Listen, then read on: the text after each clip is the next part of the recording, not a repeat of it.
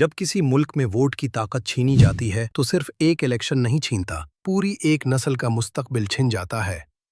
गिलगित बल्तिस्तान में जो हो रहा है वो सिर्फ एक सूबे का मसला नहीं, ये पाकिस्तान की जमहूरियत का आईना है। और ये आईना आज हमें क्या दिखा रहा है? गिलगित बल्तिस्तान में 7 जून को इलेक्शन होने जा रहे हैं, 4 माह की ताखीर के बाद। 9 लाख से जायद वोटर्स 24 नशिस्तों पर अपना फैसला सुनाएंगे। लेकिन उन वोटर्स का एक बुनियादी सवाल आज भी जवाब तलब है। वो पाकिस्तान के शहरी हैं, मगर कौमी असम्बली में उनकी कोई नशिस्त नहीं।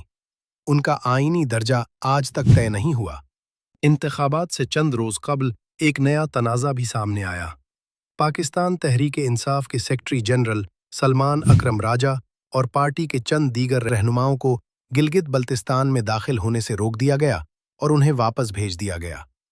पीटीआई का कहना है कि पुलिस के पास फहरिस्तें थीं और पार्टी से मुंसलिक अफराद को बाकायदा निशाना बनाया जा रहा है। इंतखाबी हुक्काम ने उन तमाम इल्ज़ामात को मुस्तरद कर दिया है। तारीख भी एक दिलचस्प सबक देती है। 2009 में पीपल्स पार्टी इस्लामाबाद में थी तो गिलगित बल्तिस्तान में भी जीती। 2015 में मुस्लिम लीग नून का दौर था तो वहां भी नून लीग आई।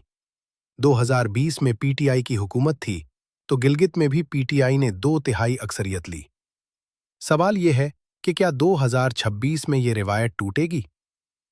ये इलेक्शन सिर्फ 24 नशिस्तों का मामला नहीं, ये इस सवाल का जवाब है कि पाकिस्तान में जमहूरियत कितनी आज़ाद है।